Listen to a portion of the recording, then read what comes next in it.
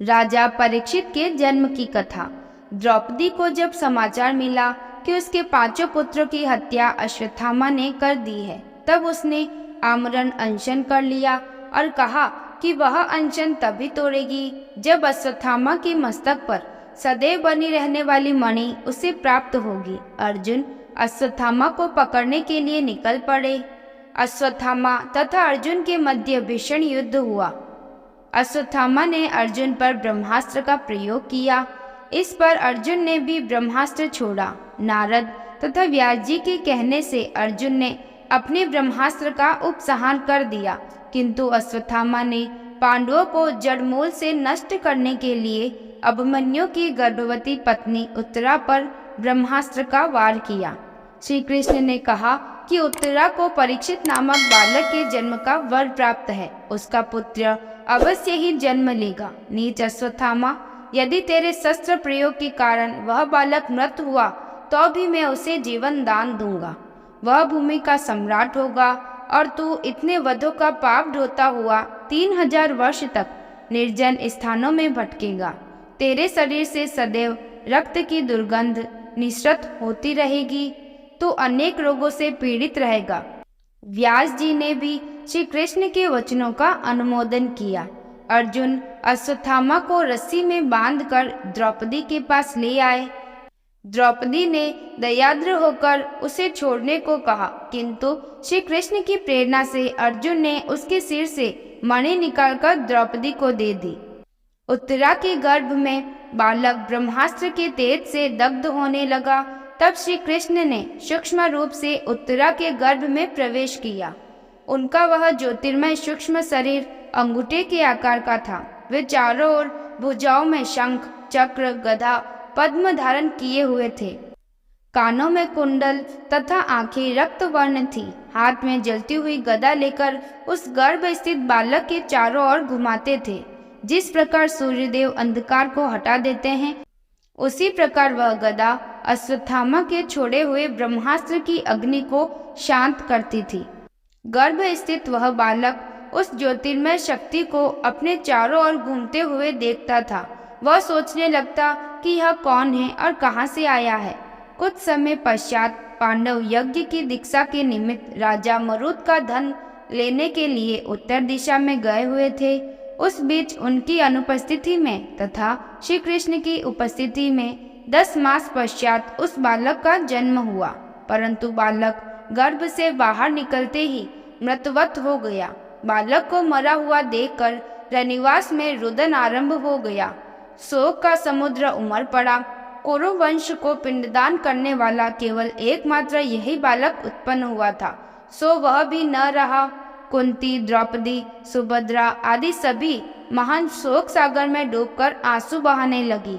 उत्तरा के गर्भ से मृत बालक के जन्म का समाचार सुनकर श्री कृष्ण तुरंत ही सात्यकी को साथ लेकर अंतःपुर पहुँचे। वहां रनिवास में करुण क्रंदन को सुनकर उनका हृदय भर आया। इतना करुण क्रंदन युद्ध में मरे हुए पुत्रों के लिए भी सुभद्रा और द्रौपदी ने नहीं किया था, जितना कि उस नवजात शिशु की मृत्यु पर कर रही थी। भगवान श्री कृष्ण को देखते ही वे उनके चरणों पर गिर पड़ी और दहाड़ मार मार कर विलाप करती हुई बोली, हे जनार्दन, तुमने यह प्रतिज्ञा की थी कि यह बालक इस ब्रह्मास्त्र से मृत्यु को प्राप्त न होगा तथा 60 वर्ष तक जीवित रहकर धर्म का राज्य करेगा, किंतु यह बालक तो मृतावस्था में पड़ा हुआ है। यह तुम्हारे पुत्र अभिमन्यु का बालक है। हे हरिसूदन, इस बालक को अपनी अमृत भरी दृष्टि से जीवन दान दो। श्री कृष्ण सबको सांत्वना देकर तत्काल प्रसूति गृह में गए और वहां के प्रबंध का अवलोकन किया। चारों ओर जल के घट रखे थे, अग्नि भी जल रही थी, घी की आहुति दी जा रही थी, श्वेत पुष्प तथा सरसों बिखरे थे और चमकते हुए अस्त्र भी रखे हुए थे। इस विधि से यज्ञ, राक्षस एवं अन्य व्याधियों से प्रसूति गृह को सुरक्षित रखा गया था। उत्तरा पुत्र शोक के कारण मूर्छित हो गई थी। उसी समय द्रौपदी आदि रानियां वहां आकर कहने लगी, हे कल्याणी, तुम्हारे सामने जगत के जीवनदाता साक्षात भगवान श्री कृष्णचंद्र तुम्हारे ससुर खड़े हैं, चेतन हो जाओ। श्री कृष्ण ने कहा, पुत्री, शोक न करो, तुम्हारा यह पुत्र अभी जीवित होता है। मैंने जीवन में कभी झूठ नहीं बोला है। सबके सामने मैंने प्रतिज्ञा की है, वह अवश्य पूर्ण होगी। मैंने तुम्हारे इस बालक की रक्षा गर्भ में की है, तो भला अब कैसे मरने दूंगा। इतना कहकर श्री कृष्ण ने उस बालक पर अपनी अमृतमयी दृष्टि डाली और बोले, यदि मैंने कभी झूठ नहीं बोला है, सदा ब्रह्मचर्य व्रत का नियम से पालन किया है, युद्ध में कभी पीठ नहीं दिखाई है, मैंने कभी भूल से भी अधर्म नहीं किया है, तो अभिमन्यु का यह मृत बालक जीवित हो जाए। उनके इतना कहते ही वह बालक हाथ पैर हिलाते हुए रुदन करने लगा। भगवान श्री कृष्ण ने अपने सत्य और धर्म के बल से ब्रह्मास्त्र को पीछे लौटाकर ब्रह्मलोक में भेज दिया। उनके इस अद्भुत कर्म से बालक को जीवित देखकर अंतपुर की सारी स्त्रियां आश्चर्यचकित रह गई और उनकी वंदना करने लगी। भगवान श्री कृष्ण ने उस बालक का नाम परीक्षित रखा, क्योंकि वह कुरुकुल के परीक्षीण होने पर उत्पन्न हुआ था। जब युधिष्ठिर लौट कर आए और पुत्र जन्म का समाचार सुना, तो वे अति प्रसन्न हुए और उन्होंने असंख्य गाय, गांव, हाथी, घोड़े, अन्न आदि ब्राह्मणों को दान दिए। उत्तम ज्योतिषियों को बुलाकर बालक के भविष्य के विषय में प्रश्न पूछे।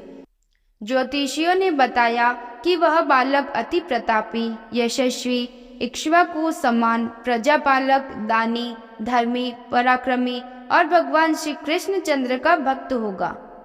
एक ऋषि के श्राप से तक्षक द्वारा मृत्यु से पहले संसार के माया मोह को त्याग कर गंगा के तट पर श्री सुखदेव जी से आत्मज्ञान प्राप्त करेगा। धर्मराज युधिष्ठिर ज्योतिषियों के द्वारा बताए गए भविष्य फल को सुनकर प्रसन्न हुए और उन्हें यथोचित दक्षिणा देकर विदा किया। वह बालक शुक्ल पक्ष के चंद्रमा के समान दिन प्रतिदिन बढ़ने लगा। धर्मराज युधिष्ठिर ने राजा मरुद का गड़ा हुआ धन लाकर अश्वमेध यज्ञ किया। श्री कृष्ण की देखरेख में यज्ञ निर्विघ्न संपन्न हो गया। सभी कार्य पूर्ण हो जाने पर श्री कृष्ण भी द्वारका लौट गए। आपको यह कथा कैसी लगी कमेंट करें। अगर अच्छी लगी है तो लाइक करें और इस चैनल को सब्सक्राइब करें। धन्यवाद।